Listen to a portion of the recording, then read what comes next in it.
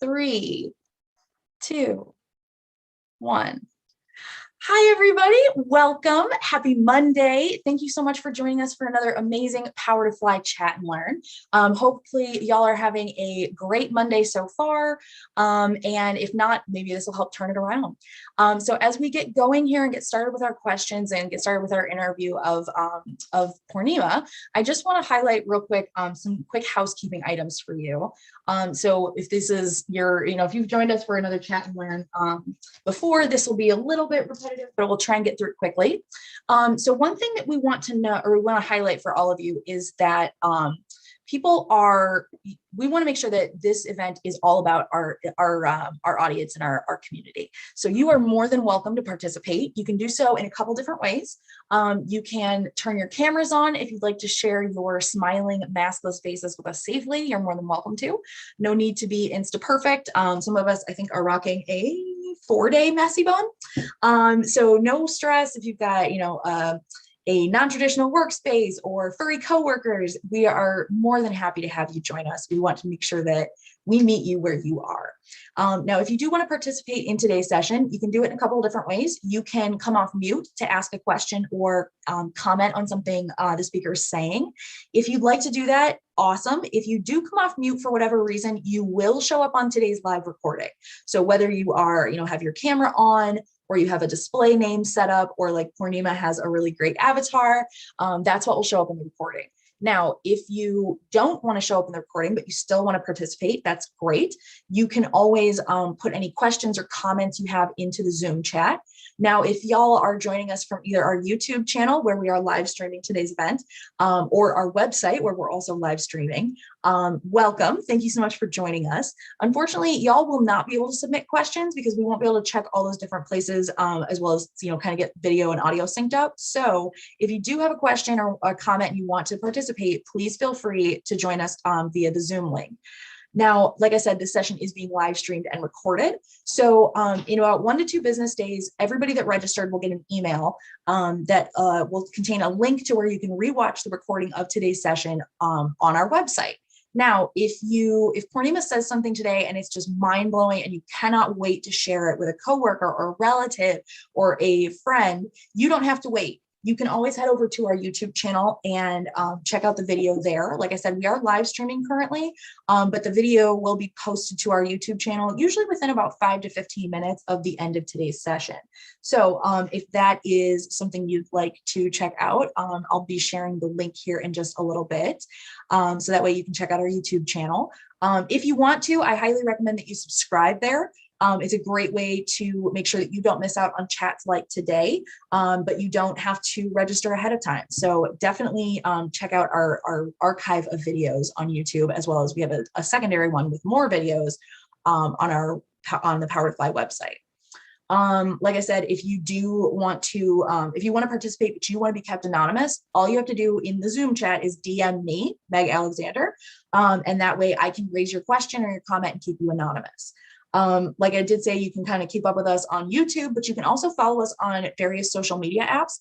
Or social media platforms, I'm sorry. We are at Power to Fly on LinkedIn, Twitter, Facebook, and Instagram.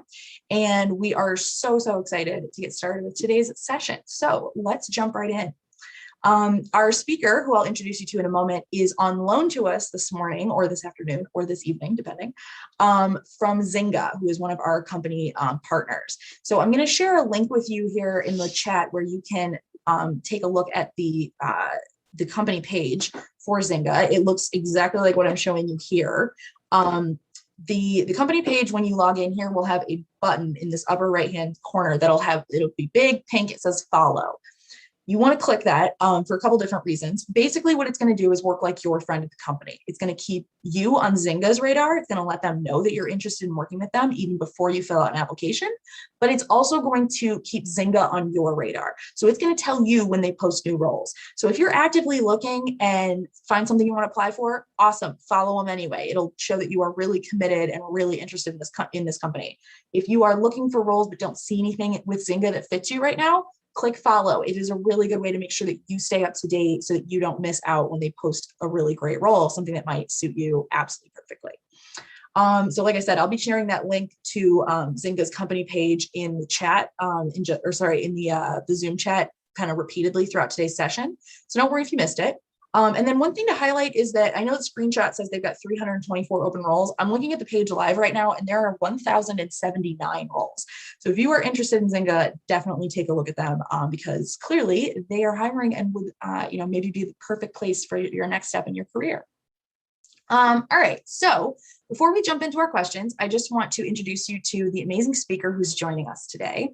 Poornima has been part of the gaming industry for over 15 years, and she's currently the director of design at Zynga. She is a Women in Games ambassador at WIGJ, and is the founder of Women in Games India. Poornima is also a Hall of Fame inductee at the Global Women in Gaming Awards for 2020, making her the first Indian game developer to receive such an honor. You can get to know more about her life at drolife.com. That is, you can find the link at the bottom of the screen. I'll also be sharing that link in the chat here in just a second. So Poornima, is there anything that you'd like to add to, to that, I'm trying to think of, to that bio before we get started today? Hey, happy to be here. I think it pretty much sums up. I would just like to say that, while game development happened by pure chance, because 15 years ago, Indian gaming industry was super nascent, didn't really exist. But I remember completely falling in love with it in my first job where I got to experiment with game design. Although I was hired as a game programmer, I fell in love with game design, and that's all thanks to me doing some campaigns in Age of Empires and Warcraft 3. So I was modding it, making my own things, and well, that's what landed me the job. It was completely unexpected, and I think back then there weren't too many resources available, and I know how much I struggled to find the right people, to ask the questions, to clear my doubts, and today, I'm happy to enable that as much as I can. So yeah, thanks. Happy to be here again. That's so great. We're so happy to have you as well. Okay, so before we jump into the questions, I just want to highlight for everybody joining us, what were the principal conversations or principal themes that we're going to try and talk about today. Now, what you see in front of you is what we're going to try and get to, some of the bigger areas, but we also want to highlight that we developed this after talking with Poornima and looking at the questions that y'all submitted prior to today's session. So if you, we want to kind of highlight and make sure everybody knows, if you want to participate, you have the power to drive today's conversation. So if Poornima goes into something that you'd like more details on, let us know. Shout it out in the group chat. You can DM me if you'd like. You can also come off mute if you'd like to participate. One thing I will highlight again is if you come off mute, you will show up in the live recording. And if you do come off mute, I would encourage you to try your best not to interrupt Poornima or one of our other attendees.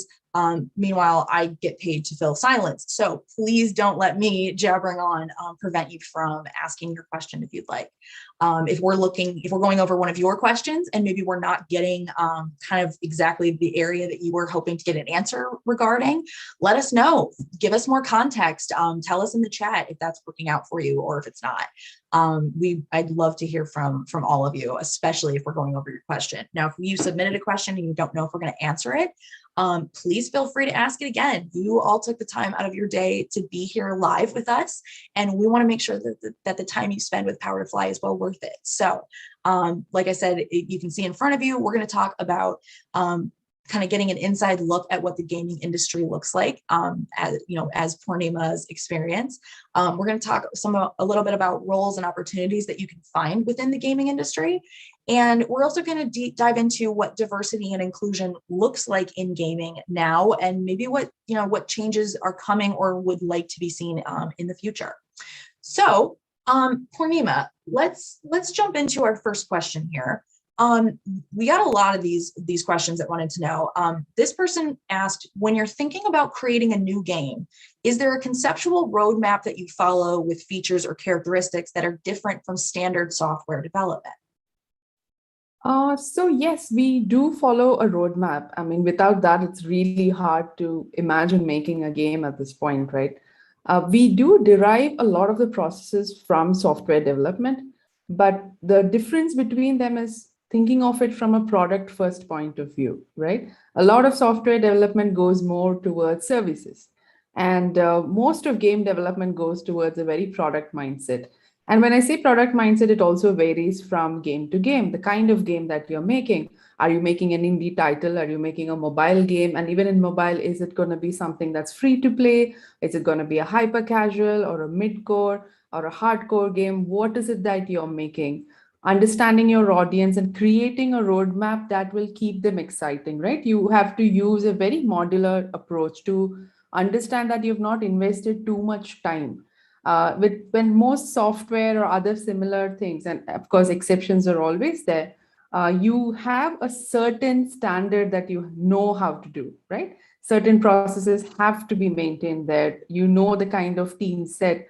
Versus here, if you're looking for a narrative based game, you have to hire very different kind of people, or that becomes your core team, versus making a more action oriented game.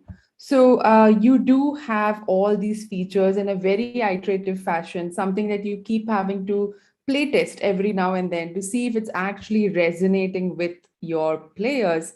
So your roadmap also has to be more flexible in nature in comparison. It is not set in stone, and you have to keep checking it now and then. It slightly varies for live ops, which is the living games as we talk about, which is like Farmville, Two Country Escape, which is one of my games, where it is an existing game. It's been there for so many years.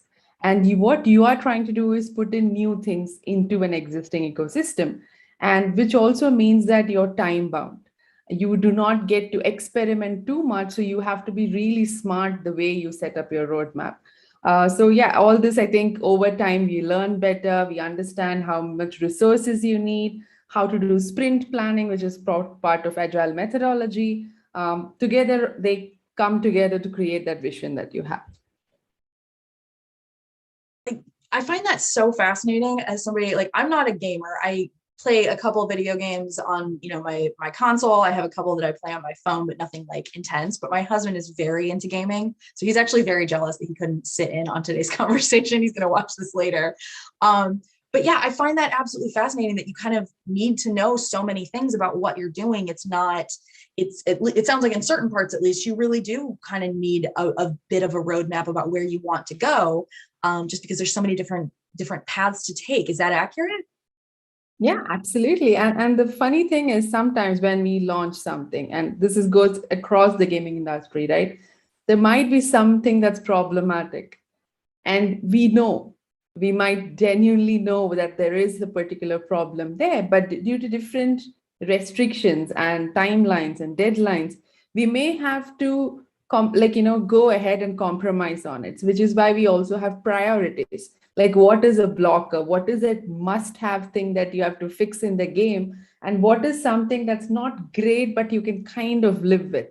Right? Because us being perfectionists, and most of us are gamers in the game development industry itself, and we know what we want, we know what our players want, and we are really critical of ourselves, it'll become a never ending feature creep, as we call it. So you keep adding and adding into it, and you will never finish anything, right? So you need to know what is priority, what is important, and focus on those, give them better weightage, assign better resources to that. And you know that over time you can continue to improve your product, right? So, yeah. I like that idea of feature creep. We kind of go over similar things at Power to Fly, where we keep trying to remember, don't let perfection be the enemy of good. And sometimes good is just fine, and you can launch with that. And other times it's like, okay, this might, given what we would like to do, I'd like to improve on this. But yeah, you're right; those deadlines are serious. So yeah, thank you so much for diving in on that. Let's talk a little bit about some transferable skills, right? Because I feel like gaming is one of those industries where obviously tech and IT is very hot right now, but gaming is at least maybe a little bit more on the perceived fun spectrum than, you know, some IT jobs that you can get. When it comes to looking at transferable skills that would be useful in game development, are there any that really come to mind for you that are really valuable or not seen enough in the applicants and in the employees that you see in your department? So there are two parts to it, right? Like one, when we are looking at game development, we are definitely looking at people who are gamers, who are interested in game development.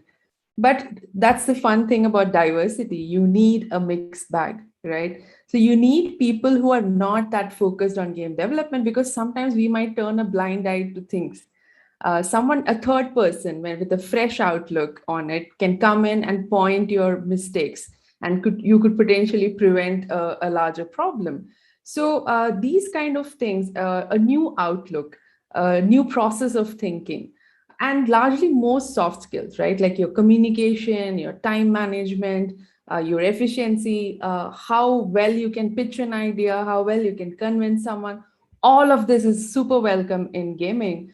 And generally, when it comes to artistic capabilities or programming skills or quality assurance skills, these can be taken easily from other industries as well. Even product management, right? A lot of it is about managing a product.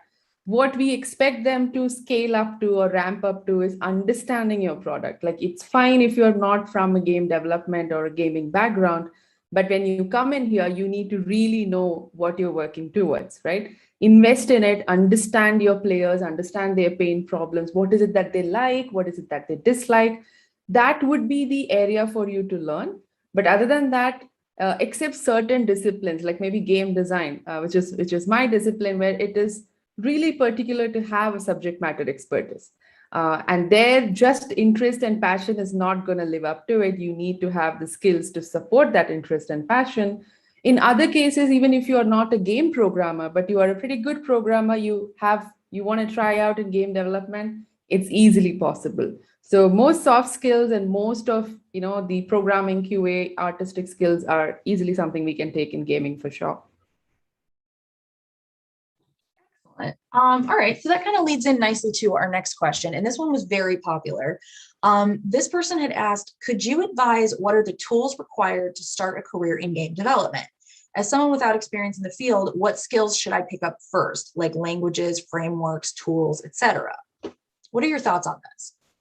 All right, so first and foremost, there are so many disciplines in game development. So before you decide on tools, you need to understand which discipline you actually want to go into. Right? So there's game design, which is a lot about conceptualizing, numbers, level design, system design, economy design, narrative design. There's so much variations in game design itself.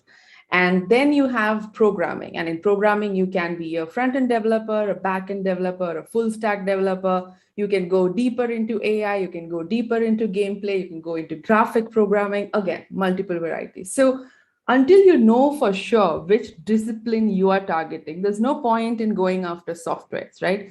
Get your basics right. Software keeps changing. So what you need to get right is your foundation.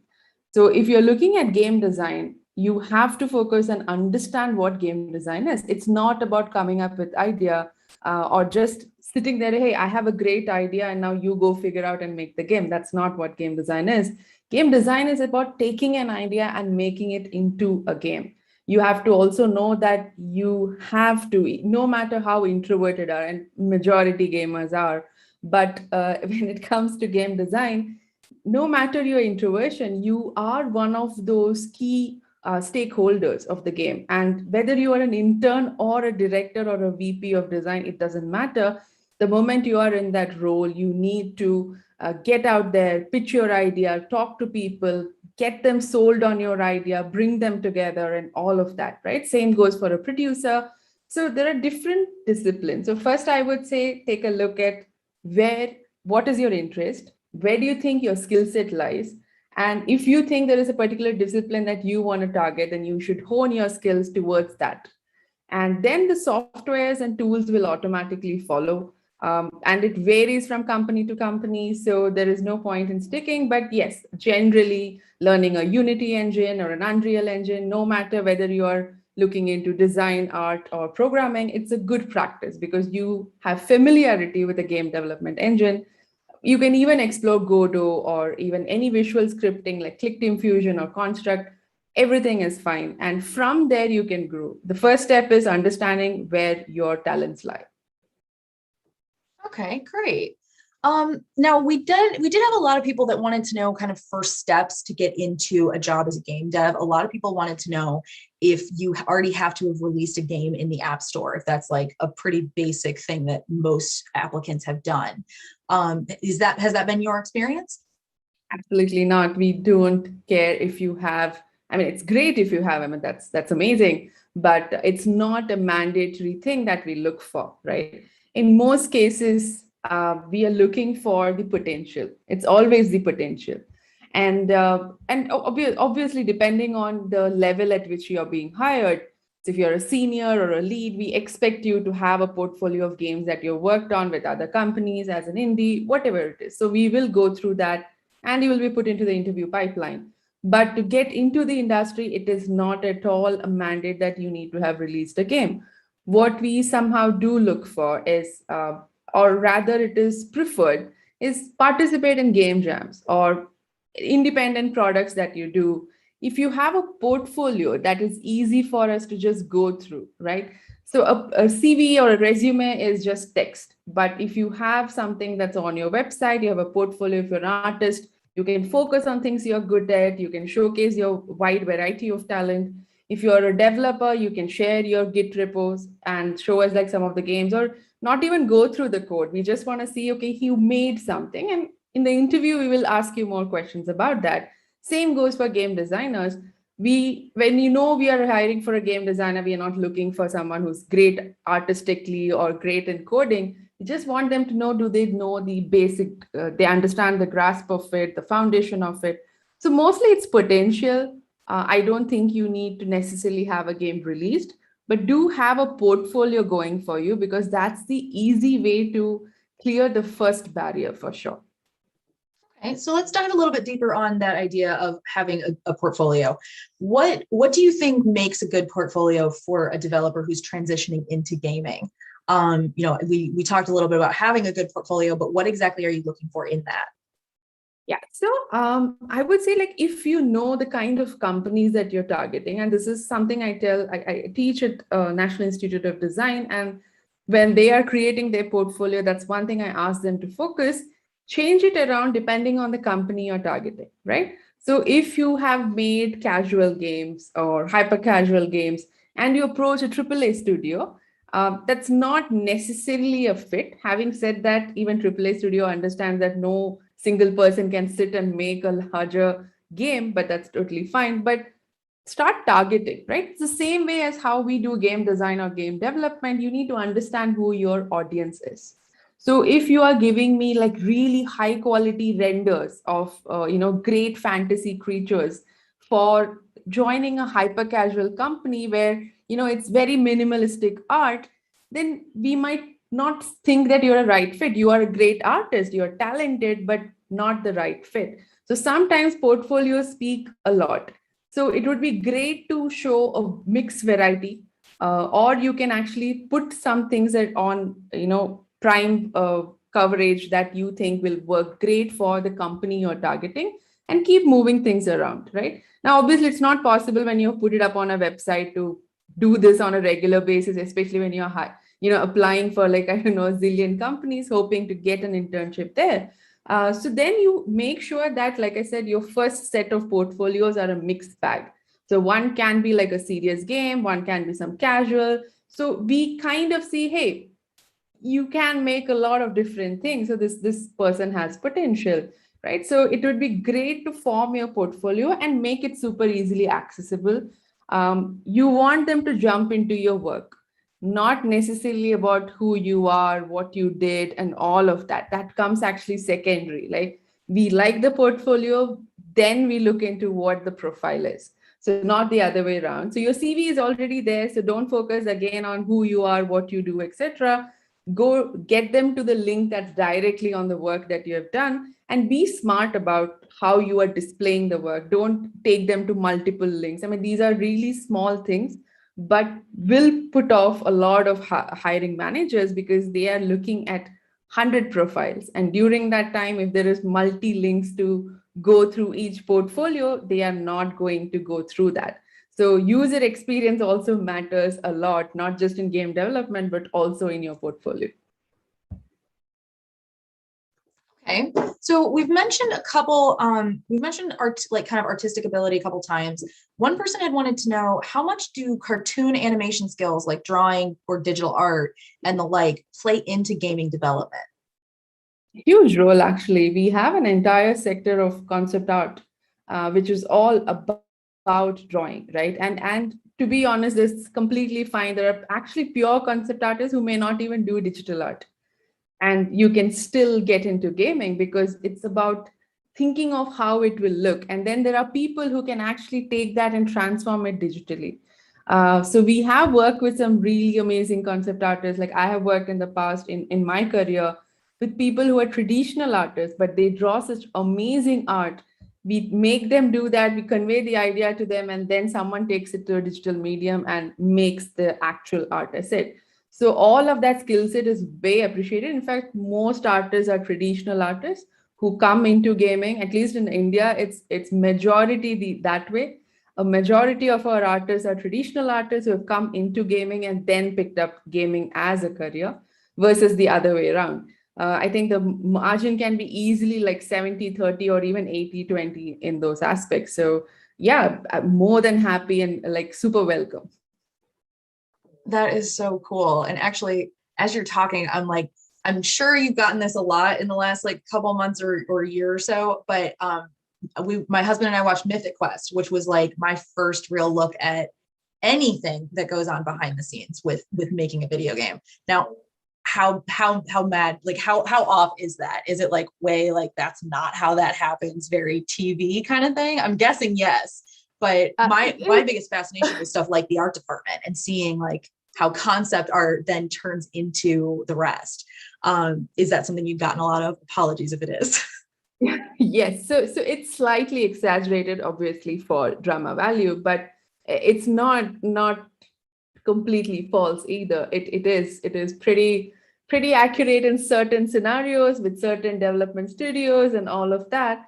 And yes, I think I have always enjoyed walking into the art department because it's brilliant. It's just like posters covered with some of these amazing concept arts they have done, things that may not have gone into the game or something they must have just cooked up randomly. And it's just it's so amazing. And sometimes you just if you have like a writer's block or something, you can just go there for your creative spirit, and it's brilliant actually. So yeah, a lot of that is true. And in some of my previous companies, we have had like life-size cutouts of some amazing art figures. And yeah, like the entire studio is decorated. We have wall art done by artists. So yeah, it's brilliant. That is so cool. And thank you for indulging me in my personal question. All right. So we had a lot of people that wanted to know about like resources and places they could learn some of these basics. One person wanted to learn basics about things like voxels, rasterization, and rendering. Huge apologies if I'm way mispronouncing those things. But let's talk a little bit about some resources that you can use to start getting, kind of get started on basics that you would need. Yeah, so on this particular question, I can recommend a few. Again, I'm not an artist, but you can look at Magic Voxels for voxel art. Any rastering software should be okay for rasterization. So it's like Photoshop or Krita, which is free. Then for rendering, you can use Cinema 4D, Blender. Unity also actually provides as a rendering engine right now. So even Blender, for that matter, was originally started as a game engine, and now it's used more for art rendering. But technically, it's a complete game engine by itself. So all of these works for art, and 3D Max, Maya, and the like continues to be there. But Blender is a freer option. Krita is a free option. So you can try and use these, and then when you are able to afford the paid versions of it or student license of it, then you can go for the paid models. With respect to general game development resources, I have put up a few on my website. So there is a resources section. I try to kind of update it as and when I can. Game Maker's Toolkit is another amazing, YouTube channel that you can look into for, resources. One of my favorite is Extra Credit, which is basically bite-sized game design principles. I think they have done a great job given our attention span, especially in today's virtual remote environment. Extra Credit is probably like foresaw that like long ago, because years together they've been doing this.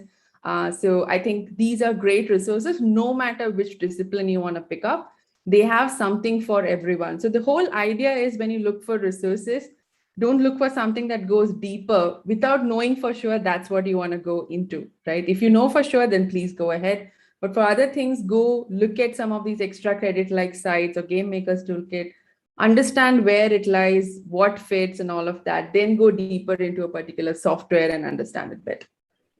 I love that advice, because you're right. We give this advice a lot on different chats about, yeah, go ahead and try, explore some resources to learn things yourself.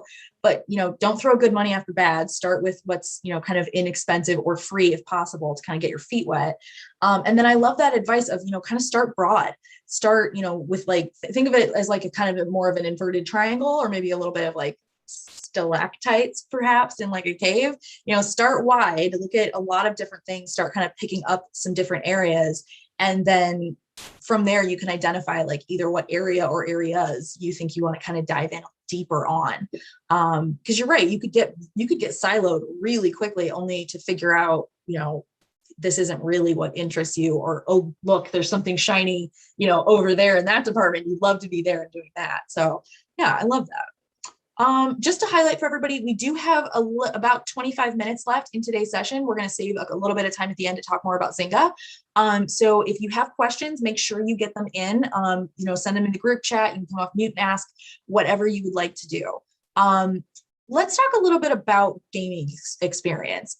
How important is it for you to have personal gaming experience if you're applying for roles like UX roles? Not as much. Like I said, design we do expect, and in UX, not necessarily, but you need to have a fair understanding of what a gaming audience or a player prefers, right?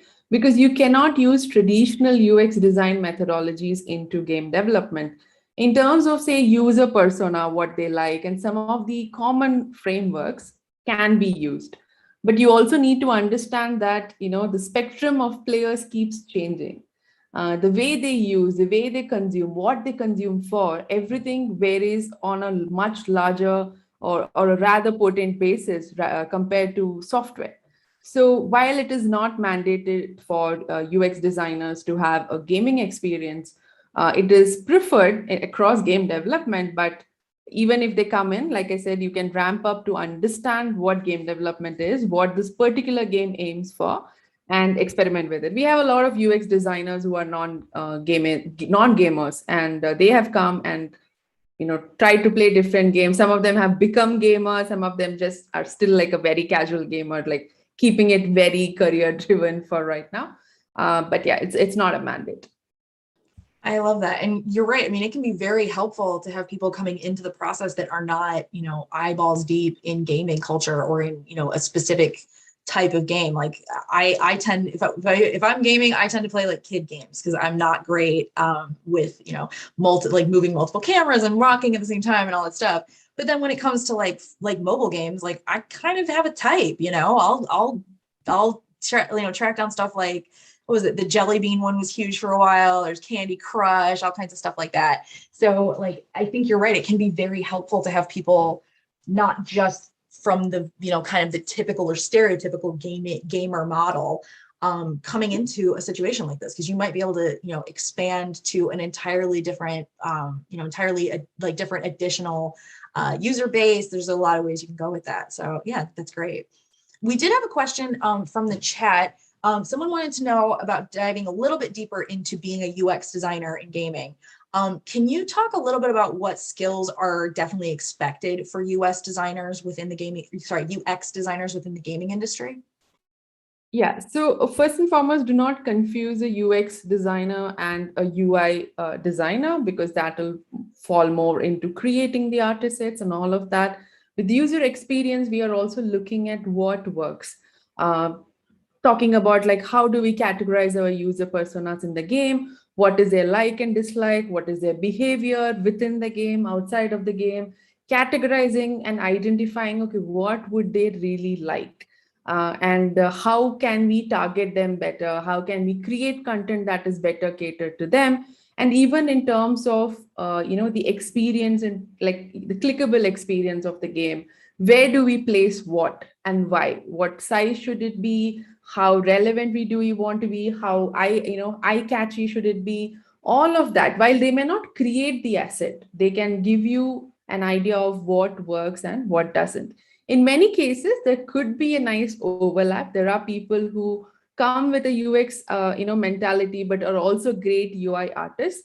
So in those cases there is a lot of merging that will happen between the two, and they'll be called as UX UI designer, which varies, but you need to read through the job description, and a lot of people interchange UX and UI very frequently. So you need to read through the job description to understand what is it that the company is asking for. But largely, this is what a UX team does. They can even come up with their own framework that is catered to a particular game that they are focusing on. Whether it is new game development, existing game, whatever, they create that, right? We are talking about existing user personas, player types, and all of that. It's created by UX designers.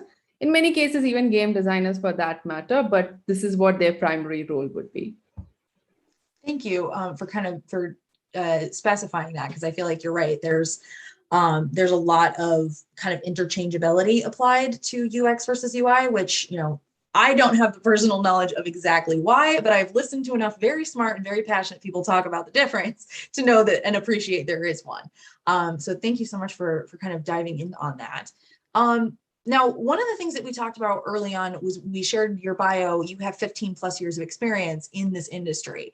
Can we talk a little bit about like diversity within the industry, especially in terms of age diversity? Because I feel like this is something that's not really talked about that much and probably should be.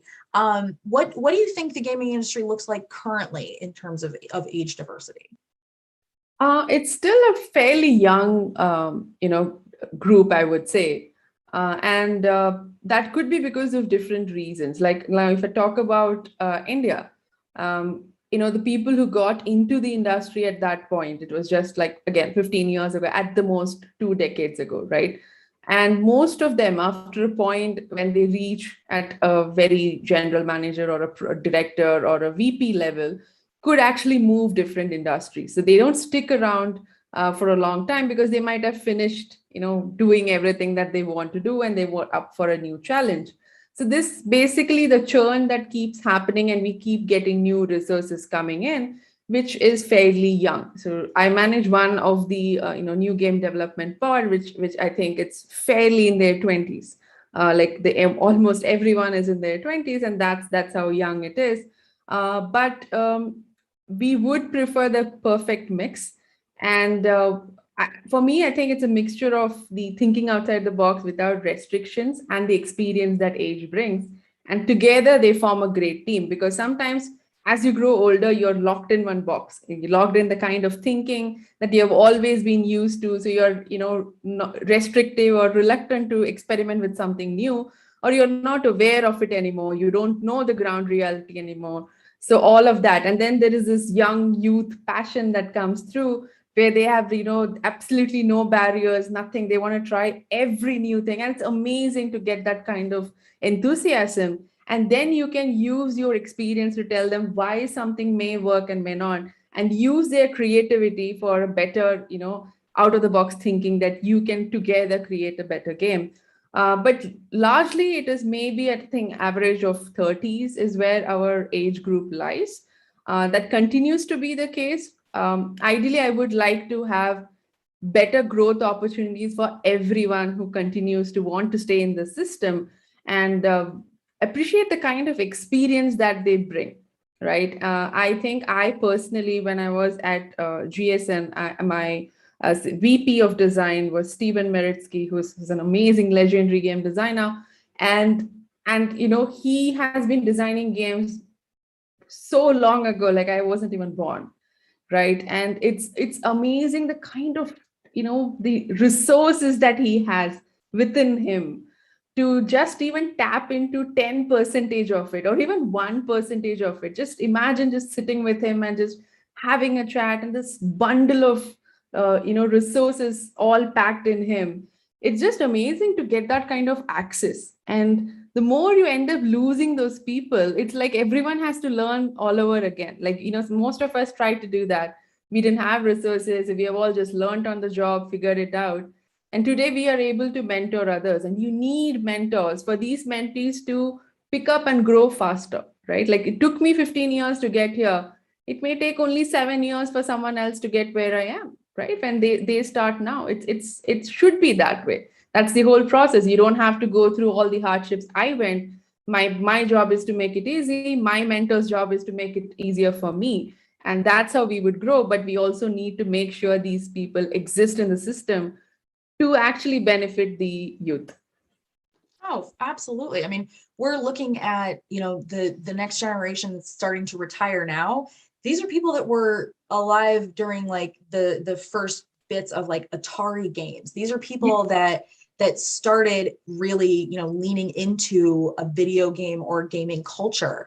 And that's not only is that huge, like you said, to kind of have that perspective or perspectives like it in the room, but you also have to think about it in terms of, your customer base. Like, if this is the kind of, if we're about to have people retiring that have the most amount of like tech savvy there's ever been.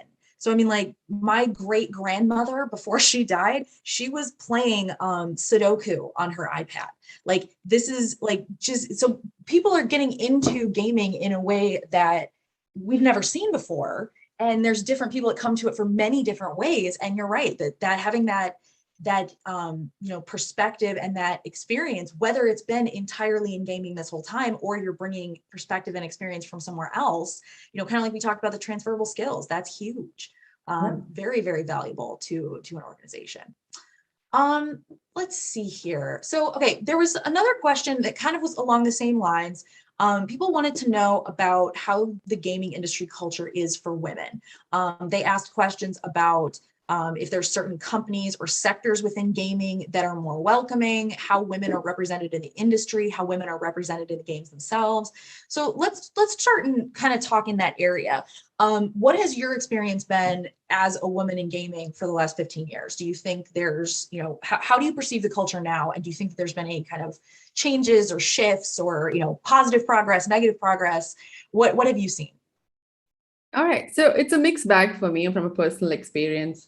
And one of the reasons I am, I volunteer at Women in Games, and I'm an ambassador there, is to make it better for women and marginalized genders, right?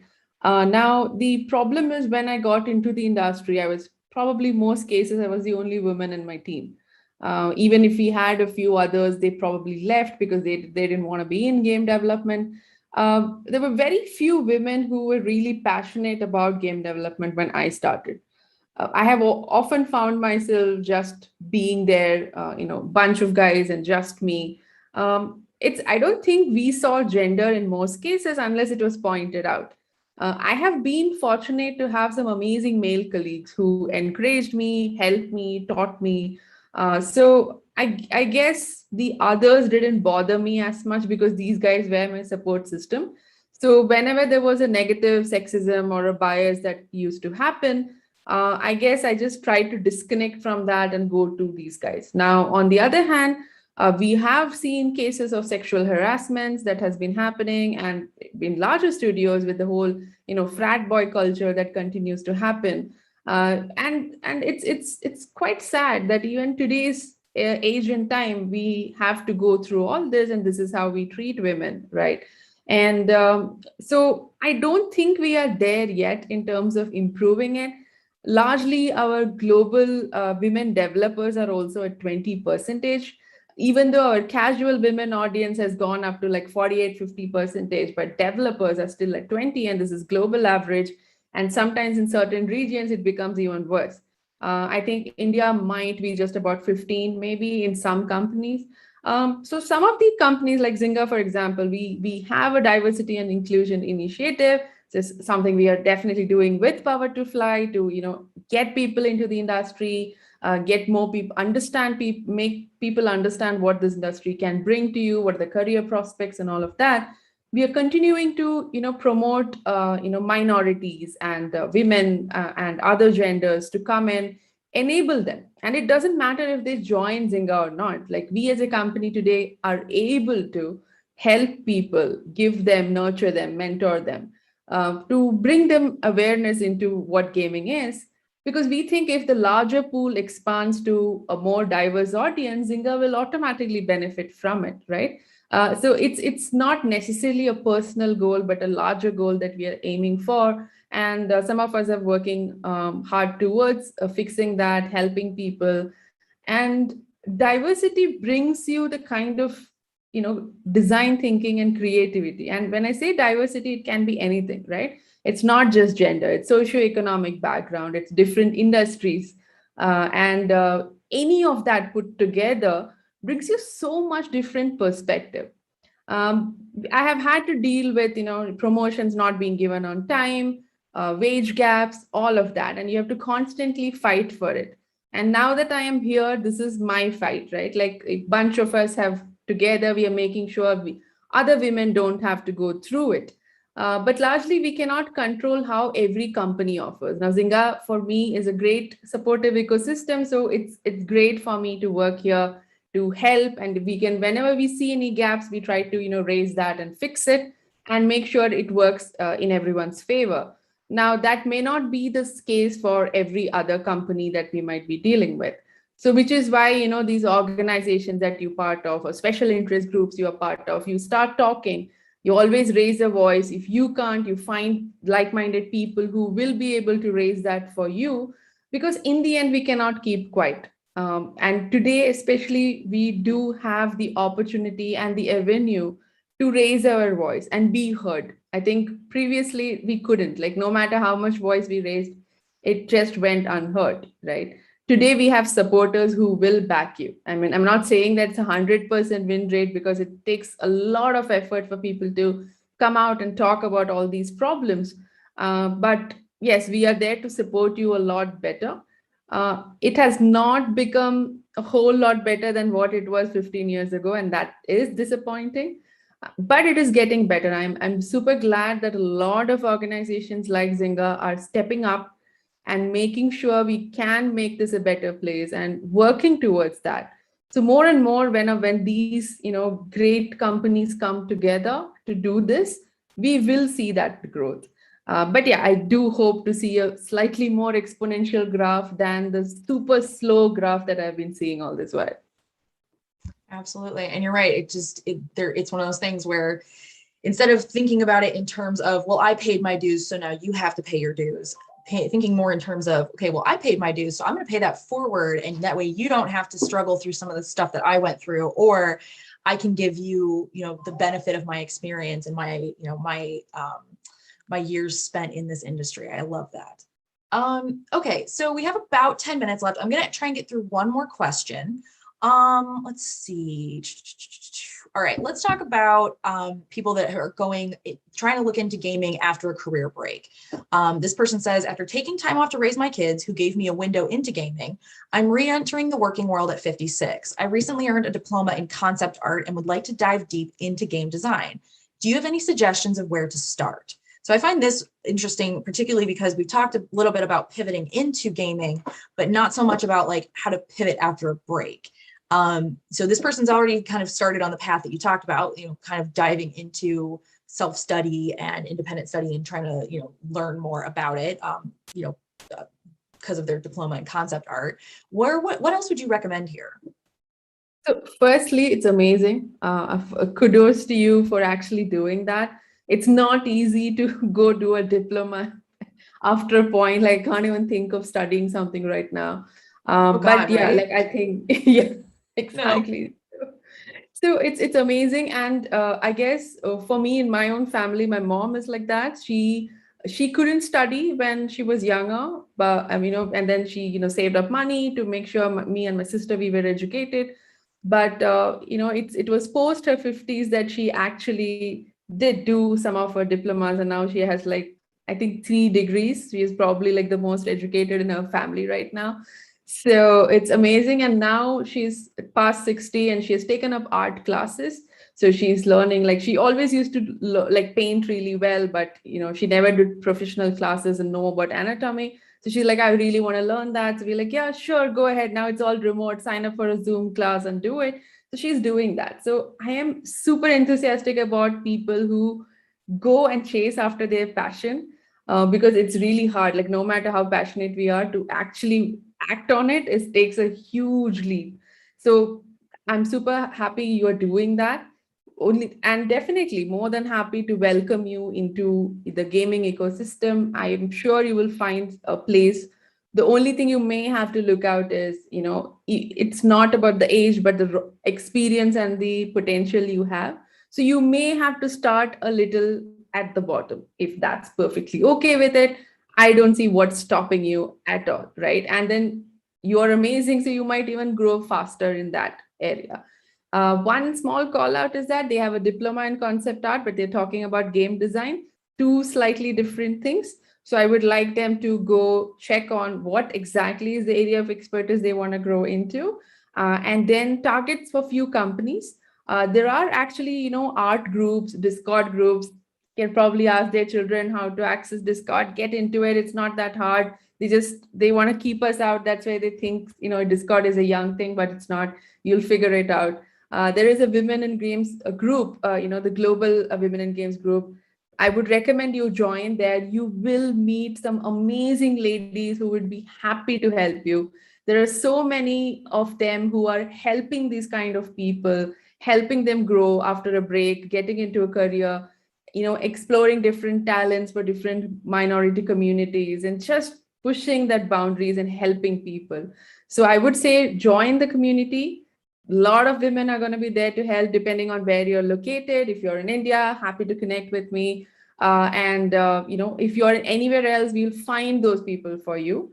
And we will find a company. There's so many indie studios that will be happy to take you. So just work on your portfolio, make sure what you're aiming for, and be okay with starting on a slightly lower designation, and you're good to go. Absolutely. All right, one last question that we got in the chat. So I want to make sure everybody that asked their questions gets answered. This person wrote in saying, it might be delving too much into generalities, but for engineering, how much is social media engagement considered? Personally, I feel that it's a major time sink, and this person might rather be in marketing if that engagement is crucial for the role. But what has your experience been at this intersection of social media and gaming? By that you mean for hiring? I'm not 100% sure. I'm not positive either. That's how the question was worded, but the way I read it, I kind of got for, if you're coming into engineering for gaming, but you have this experience in social media engagement, could that be considered a plus, or maybe is it a negative in your favor? It won't be a negative for sure. It will be in some effects positive, but it also depends on what role of engineering you get into. Like for instance, I have been a programmer, then became a designer. I've been producer, product manager, studio head. I've played multiple roles, right? So if there is right now when my focus is say on design particularly, I may not necessarily use most of the other skills except for some of the soft skills that I've learned through that. See, anything you learn is going to be used some way or the other.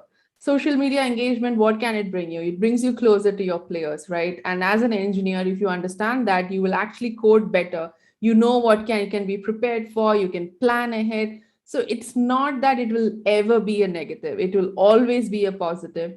How much the company values it and puts you in a better bracket, now that's subjective. So like if they're looking for a very pure core developer, maybe that experience may not necessarily matter. But in most cases, they're very flexible. So it will be just about how well you can talk about it, negotiate, and also bring in the positives of what the social media engagement you did can actually work in your favor and how it helps you become a better engineer. If you can put forth and sell that, it would be great. I completely agree. And honestly, we do a lot of chats with people talking about, entire chats just around transferable skills. and ways to spin what you have in your resume to work in your favor. So if that's something that interests you, definitely take a look at our archives. I'm going to try and grab a link in the last 5 minutes here to share in the chat with y'all. All right, so the screen that you're looking at currently, these are some questions that we posed to Poornima, but prior to today's session. One of the ways that you described Zynga's company culture is fun and as a supportive ecosystem. Can you tell us a little bit more about what makes it a fun and enjoyable place to work?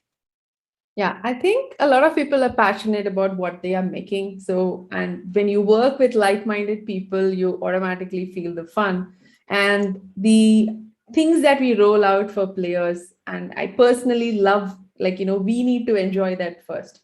If we have fun making that feature, making that game, automatically our players will. And I think just this ecosystem of people, I just, it's great to be a part of it.